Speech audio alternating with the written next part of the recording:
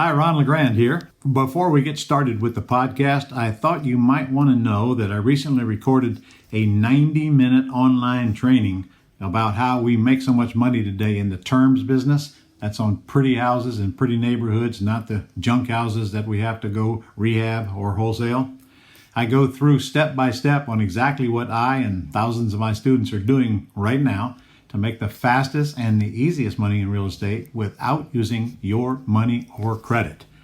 If you're interested in doing just that, go to thementorpodcast.com/free training. See you there. Welcome to the Mentor Podcast, where the most highly motivated entrepreneurs come to get their weekly dose of financial stability with host Ron LeGrand, as well as other nationally recognized thought leaders who will teach you how to get, grow, and protect your wealth. Hi, Ron LeGrand here. Last week I was interviewed by Stephen Woessner on what makes businesses grow and some of the secrets that turn small businesses into larger business. I let my staff listen to it, and they thought it was so good that we just had to get it out to you folks. So here it is. Pay attention. It's certainly worth your time listening to it. Good morning. I'm Stephen Woessner, CEO of Predictive ROI and your host for Onward Nation. We have a very special guest with us today whose story, path, journey, and what he's been able to build as a result is going to be filled with golden nuggets that you can take and apply into your business, Onward Nation. His name is Ron LeGrand, and today he's one of the leading authorities in real estate and helping people like you and me build wealth outside of our businesses by buying and selling real estate without leveraging or risking our own cash or credit. But it wasn't always that way for Ron. As you'll hear him share, when he was 35, he was broke, he was frustrated, and wanted more out of life, but wasn't sure of the path. Well, he borrowed $450 from a couple of friends, attended a real estate seminar, applied what he learned, and began to build a brand new business. However, as business owners, we know it's not all sunshine and rainbows, and Ron certainly experienced the highs and lows in those first 7 years of his business. But he doubled down, he made progressive decisions, and he righted the ship to scale the business correctly. And then people began to ask him, "Hey, Ron, can you teach me how to do that too?" So Onward Nation, I'm excited for Ron to join us today because he has done what many business owners, maybe even you, aspire to do. He built a successful, profitable business, then he scaled it, then he perfected it, and then he built an audience around it. And now he teaches people all over the globe how to accomplish similar or greater results. So without further ado, welcome to Onward Nation, Ron. Thank you, Stephen. That was a great introduction. Well, you have a very, very compelling story, which I'm looking forward to. I just gave obviously broad strokes, but I'm really looking forward to us diving in. But sincerely, thank you for taking time out of your compressed schedule, sir. My pleasure. So let's kind of go backwards a little bit. I mentioned the 35. I mentioned broke and mechanic. Give us some more context there. So Onward Nation business owners really have a great foundation. Well, I was running a service station, just trying to make a living, and I'd only work about 6.5 hours a day on a good week. Barely get by. I mean, I was paying my bills, but I wasn't getting anywhere. And frankly, it started with a washing machine when my wife asked me to buy her a new one, and I said, "No way, we can't afford it." And we argued over that and went to bed mad. And honestly, I woke up the next morning and I just made up my mind, I'm not going to do this for the rest of my life. I'm going to go figure out a way to make money. And it took me a while. I started looking and I found real estate, and that's what began it all. I think everything starts with the turning point. Something has to happen in your life to make you turn the switch, you know? So it was really that simple. But looking back, I did go to my first seminar.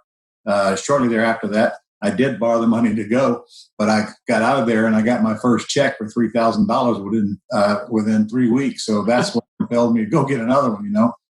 Whereas most people go to a seminar and first roadblock they run across, they'll quit, or the dream stealers are after them, and there's more of them than there is of me. So the difference between people who make it and people who don't is they follow their dreams and they keep moving, and they don't listen to everybody else that wants them to stay down there in self-pity and bitch and moan and groan about everything the rest of their life. Mm. Okay, so you're confirming something here for me. So it's not urban legend that you actually borrowed the $450. No, it's absolutely true. And I had to borrow from two people. I didn't know anybody had it, one person. Well, okay, but even something that might seem as small as that, in my opinion, is a golden nugget. Because you needed two people to knit together $450, and you didn't let them not having the $450 be an obstacle, and you're going to be broke for the rest of your life, right? Yeah. Keep in mind now, this was 1982, so $450. I don't know what that's worth nowadays, but it was a lot. I don't know what it was. Well, so then the $450 turned into $3,000, and if I remember the story correctly, you started building some success, and that for the first couple of years, but then there was sort of the moment when all the properties that you had been able to purchase started creating major headaches, right? I learned just enough to go out and make a mess, and I did that for 2 years. Hey, I acquired over $1 million worth of equity in real estate, but didn't have any money. And I bought all the wrong crap in the wrong areas of town because I felt comfortable buying the cheap stuff. And I just created a big mess. At the end of the first couple of years, I had over 200 tenants, but I'm telling you right now, I never want to go back there again. That's just not what we do today. So in other words, I went into the part of the business where all the problems are, and you hear all the horror stories about. And it took me a while to figure out that there's a whole lot easier ways to make money than what I was doing back then. But hey, even struggling like that, I made more than a living than I was making, in the service station. So it's a learning process, but it took me a lot of years. It took me more years to figure out that I'm not all that important nor all that smart. So, today, everything I do, Stephen, I delegate. I'm a master delegator. All I do is watch over it and make a few decisions here and there. So whatever business I'm in, and I have several, first thing I want to do is figure out who's going to do what, because I'm not going to do it. So in those, that's awesome. We're going to dig into that too, and I appreciate you bringing that up. So when you mentioned that you learned just enough to make a mess and where all the problems are, recognizing that is obviously one thing, but then having the wherewithal to not give up, and then to figure out how to fix it, because it took about 5 years to kind of turn that around, if I remember correctly, right? 5 years after the 2 years. Yeah, it took me 5 years to get rid of all the crap that I bought in the first two and not knowing what I was doing. And the problem was I was dealing with low-end tenants who don't have money. Okay. And you're in a business where you're dealing and your clients don't have money, the business is likely not going to make it. So the problems, you wouldn't believe the problems. I was on call all the time. I did not know how to manage the business. So I just learned it day by day. And over time, I figured out, man, we got to do something different here. I won't live long enough to enjoy this wealth if it ever comes, if I don't change something.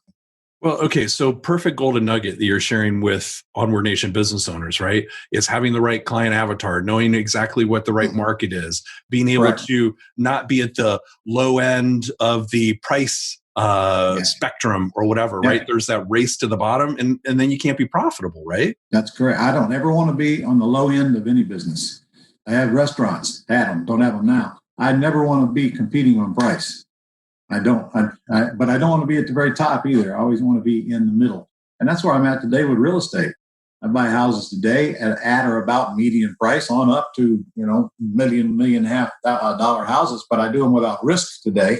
I don't have to come up with capital, and I don't have to go borrow money. In fact, I teach my people the biggest mistake you can make is go down and personally guarantee debt to buy real estate. I hurt them. I punish them if I catch anybody doing that. Because we don't have to today. We buy all the houses we want without guaranteeing debt, and we're using very little money and absolutely no credit. So that's the difference. While we build that business, we do it on a solid foundation so that if something goes wrong, and it always does, they're not going to come wipe out your empire. So part of that process is how to protect yourself against those calamities as well. Because I've been through 5 of those down cycles, and the worst one, of course, was 2008.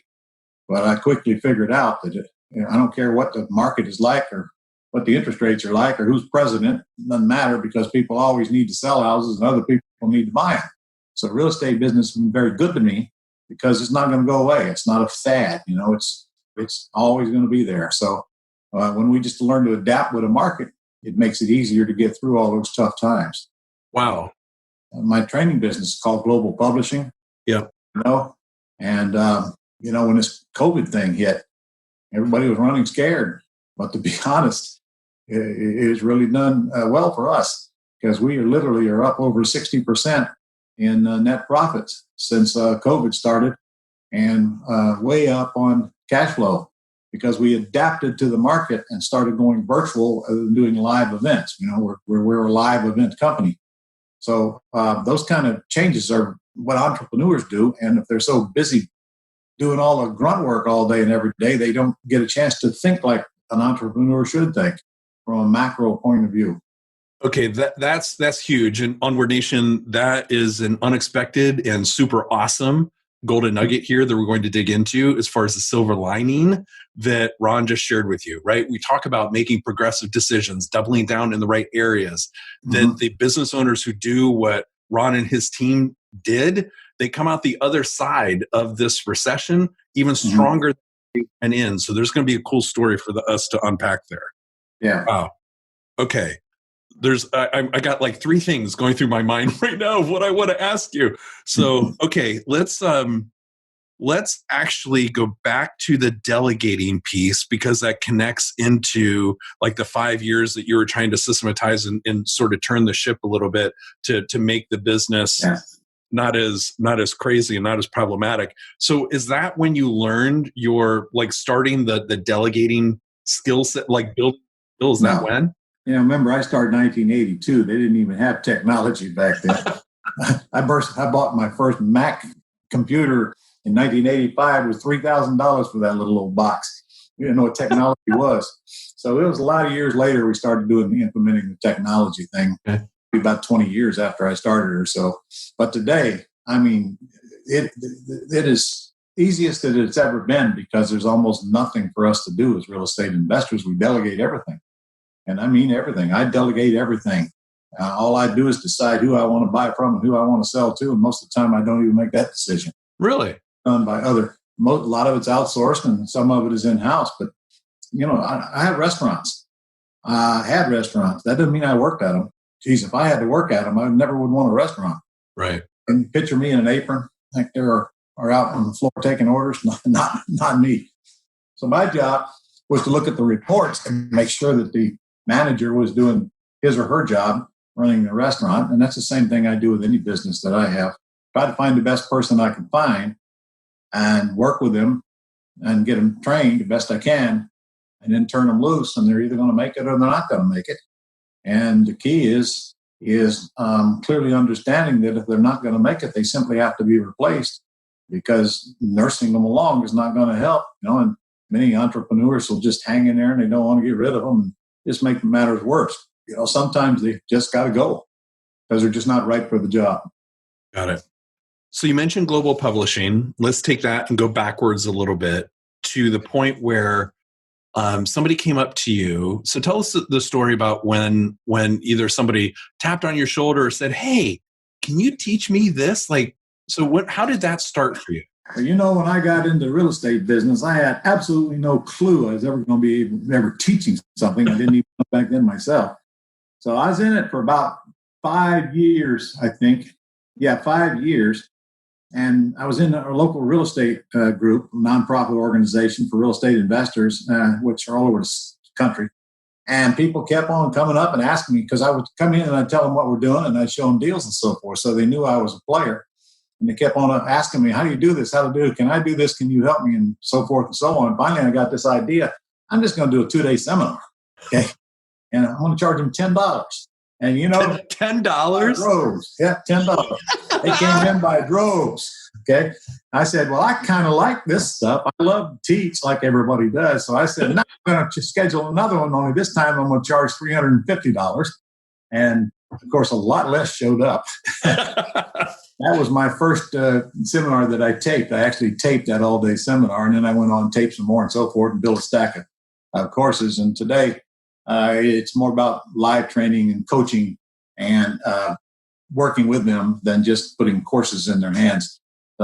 So, like I said, it's never been easier than it is today because you got all the help you need if you want to learn this business. I know some people are in the coaching business as well, aren't they?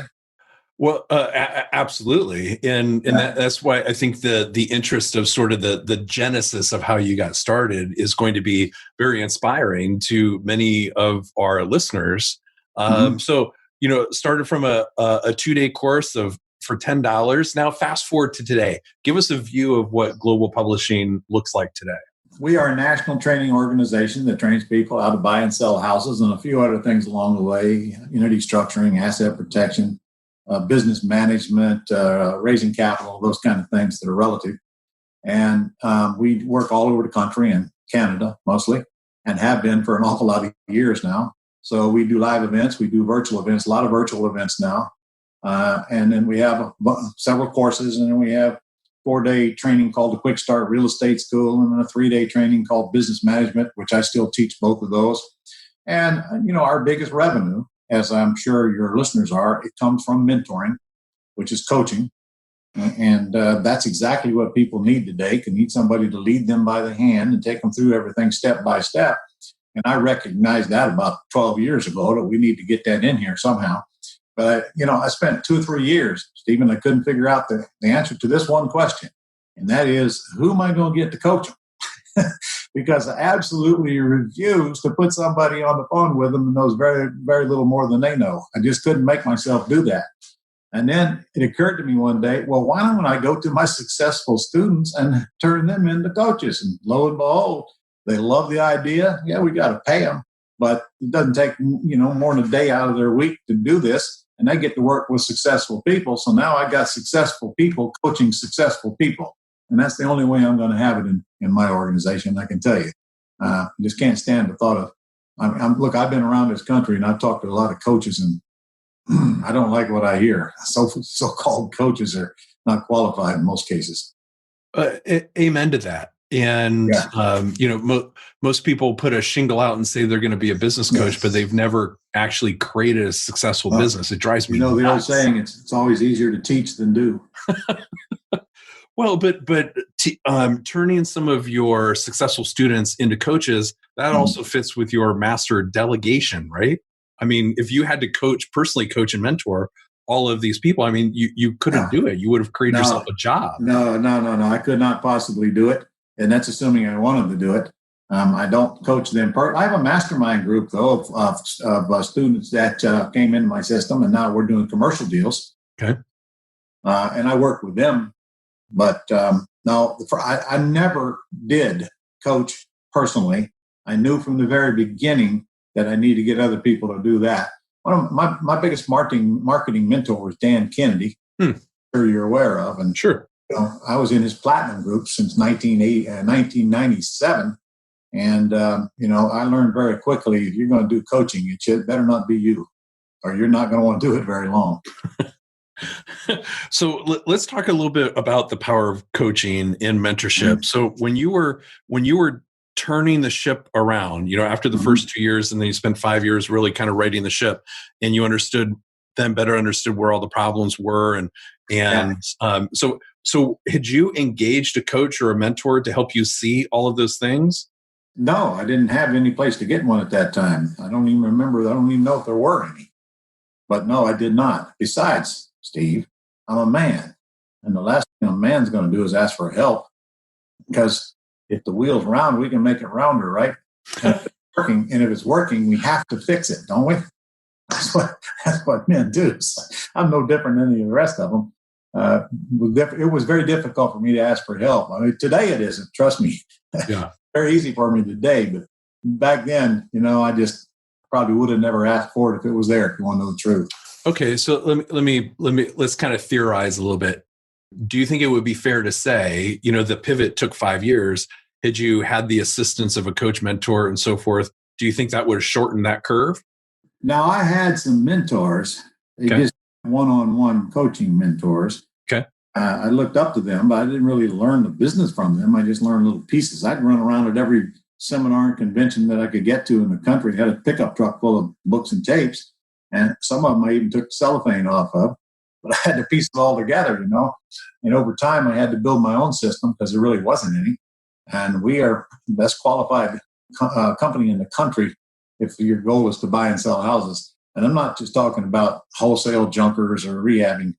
Today, I specialize in the terms business. That's beautiful houses and beautiful neighborhoods for a whole lot of reasons, a whole lot more profit than that, a lot less grief than constantly competing to find the junkers that you can buy at deeply discounted wholesale prices. Mm-hmm. Pretty vast business. It's not just do one thing. I teach people to be a transaction engineer.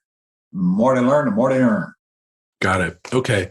So let's talk about, again, where the business is today, because when you mentioned, 60% net profit, or excuse me, 60% net profits are up.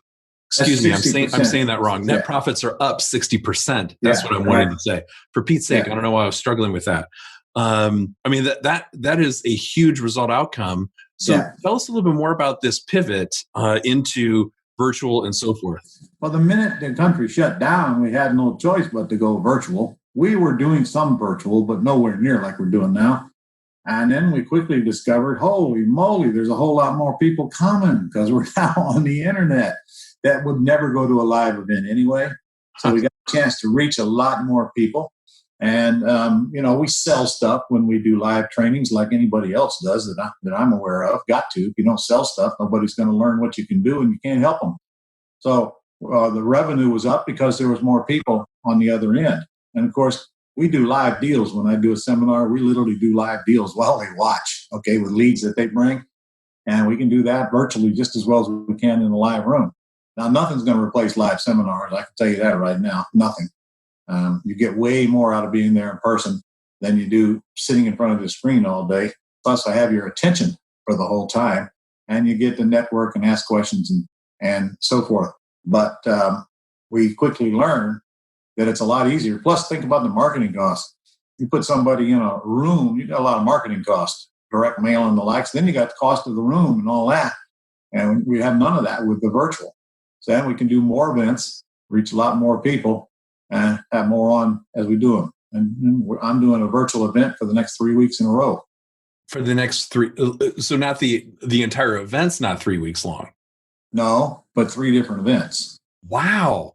Mm-hmm. So is it fair to say that you're able to stack them into your schedule? Yeah. And so you're able to, was your live schedule that compressed? No, when you do live events, I went out maybe 2-3 times a month. Okay. So I'm doing more virtual events than I was doing live, but I don't have to leave the city. I leave my house. I got to get out of the house, man. So I go to the office. I got a big old building about 13,000 square feet in one and 8,000 feet in the other, and they're totally vacant, Steve. Totally vacant. Okay. Everybody's working from home, and it's working out very well. So we go, but we have a studio set up in there. So I go there to do these virtual events, sit in front of the computer all day and just deliver. I'd much rather do it in person, granted. Yeah.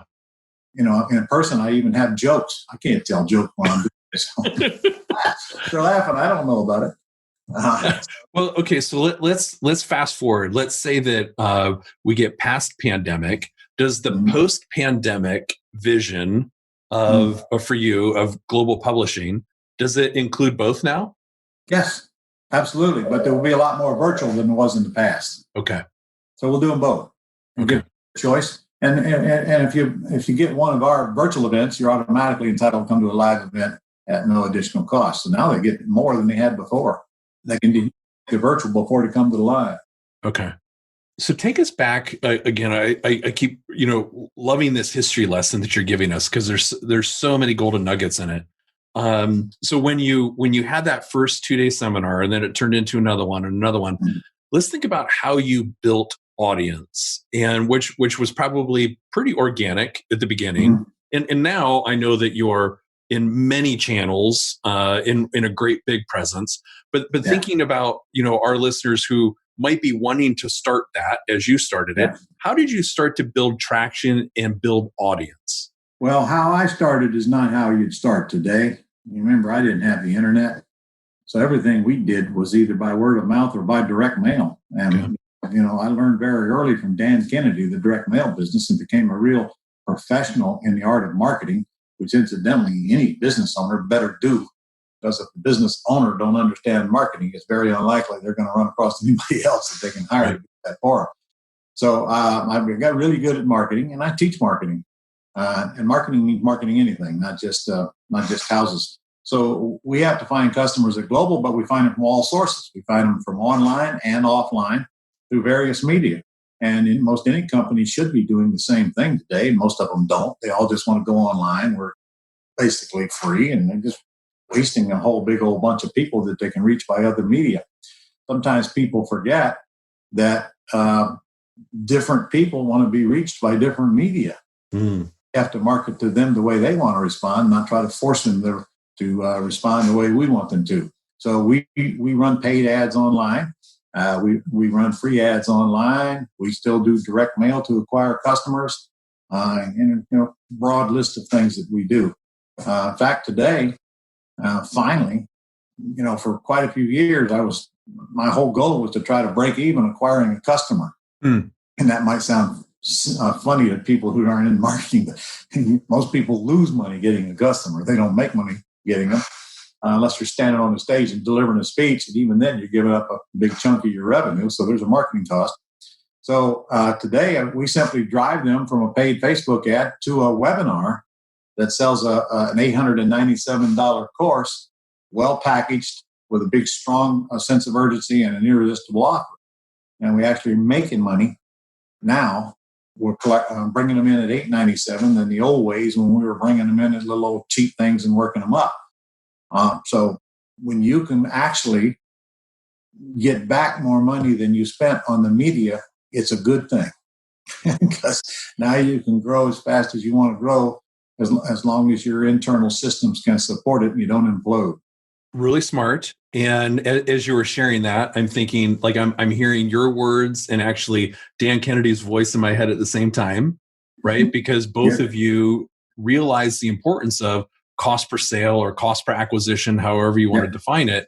And because, yes, it's very common for business owners to think, oh, I'm going to do this loss leader and I'm going to go red for a little period of time. But unless you have long customer retention and long lifetime value of a customer, you'll always be negative. And a big pocketbook. Right. And most business owners don't have that. Right. So, at the point now, I really like to make money acquiring a customer, or close at least. And then, of course, you better have a follow-up system in place when you get the customer. It's all for naught anyway. Right. So it's marketing. To me, it's simple stuff. To most people, it's very, very complicated, but it's, marketing is marketing, no matter what the product or the service is. And it's a multi-step process, not just one hit either. Most of your customers will come from the second through the seventh contact with prospect. Okay, huge golden nugget right there. And okay, so let's go a little bit deeper there, because I think that there's a perception that, well, if I'm going to go online, or if I'm going to spend some money on Facebook, or I'm going to spend some money on Google AdWords or whatever, and people are going to, fall into my sales funnel, and that expecting that immediate result outcome, and not realizing that it may take a day, it may take a few weeks, it might even take a decade for somebody to be nurtured to the point where they're going to make a purchase, if at all. And it sounds like you guys have really built out a cool system that, sure, there are some people who buy right away, but there are some people who take repetition. That is true. Now, I got a million videos on YouTube or whatever it is. I don't know. I don't ever go on YouTube. But a lot of people come to me and they tell me, I've been watching you on YouTube for months. Well, that's great. Okay, I'm glad you're watching me. It means you got to be bored, I can tell you that. But no, that's a free medium everybody should be using, is YouTube. Get your videos out on YouTube. And I don't care what your business is, right? Restaurant or a doctor's office or whatever. And best thing to put out there is testimonials. And if you don't have them, get them. But any of the free media, there's so much social media today that's free, for crying out loud. It's kind of remiss if a business is not using that, because that's where I would say that's where a majority of the customers are coming from for businesses today, is the social media stuff. Well, and testimonials are so important, especially in the expert space that you're in, where you're selling your expertise and knowledge. Like, those testimonials are gold because it's your social proof, right? Yeah. They'll believe others before they believe you. Of course. This has been so helpful. I appreciate your generosity and sharing your smarts with our audience, Ron. So I know that we covered a lot. But before we close out and say goodbye, I want to be respectful of your schedule. And any final advice, any final recommendations you'd like to share with our audience, and then please do tell us the best way to connect with you. Best way to connect with me, I mean, I got so much free stuff. RonLeGrand.com is pretty much the easiest way to get to me, but there's a bunch of free stuff on there. And you'll see our schedule and what we do and all of that. That's Ron LeGrand, LeGrand. Don't spell it with an A, L-A. Everybody wants to do that. And, looking back, if I were to start all over again, the first thing that I would do is to tack onto somebody who knows what it is I'm trying to do and has been there and done that, and get behind the scenes and learn what I can about this thing that I'm trying to do. I wouldn't do that when I was young. I wouldn't do it any other way when I'm not young anymore. Learn from the people who have already done it and that don't have a dog in the hunt, for that matter. Learn from the people who are, everybody's willing to teach you if you let them teach you and share with you. Everybody wants to share with you. So I would find the fellow who follows his dreams and latch on to them and make sure they're qualified, because most people, everybody's got free advice, don't they? That's worth what it costs. But I always say broke people cannot teach you how to get rich. They're not qualified. So careful who you choose to learn from as well. And frankly, learning is the first step, but the hard one is implementing. Easy to learn, much harder to implement. So if we stop at the learning phase, what have we accomplished? And that is absolutely nothing. And then again, along that line, hey, you're not going to be perfect. You're not even going to be good. In fact, in the beginning, you're going to suck. Bad. Everybody sucks. Okay. Little success at a time until you don't suck anymore. So, that's the way it is with any business. I mean, even in my restaurants, golly, I didn't know squat. I made a bunch of dumb mistakes. And over a few years, I finally got to know it a little better. So I finally sold my last one last September. What good timing for me. Not this past one, the one before. What great timing for me. So anyway, hang in there, keep going, don't quit, and learn everything you can learn as fast as you can learn it, and then implement it. I love how you said, about the sucking piece. That was funny. But all joking aside, though, that helps set expectations. Yeah. That it is hard work. This is not a get-rich-quick scheme, that it takes application. Learn what you can from people who have done it before. My guess is it was annoying early on in your business when you were talking about real estate and so forth, and people around you who had never done what you were trying to do offered you opinions about why that wasn't going to be successful, right? Well, yeah, that's still that way today. Never-ending supply of people have no idea what they're talking about. Oh my gosh! Wow. Okay, Onward Nation. No matter how many times you go back and re-listen to Ron's words of wisdom, which I sure hope that you do, the key is you have to take these golden nuggets, you have to take what he so generously shared with you and apply them into your business and accelerate your results. And Ron, I am so grateful that you took time out of your compressed schedule to come onto our show, to be our mentor and guide, to help us move our businesses onward to that next level. Thank you so much, my friend. You are welcome, sir. There's nothing I like better than working with people who want to get more out of life and can lead others to do the same thing. It's been my pleasure. That's all for this edition of the Mentor Podcast. To connect with Ron and learn how you can attain financial freedom, as well as up-to-date strategies to grow and protect your wealth based on today's discussion, go to www.connectwiththementor.com.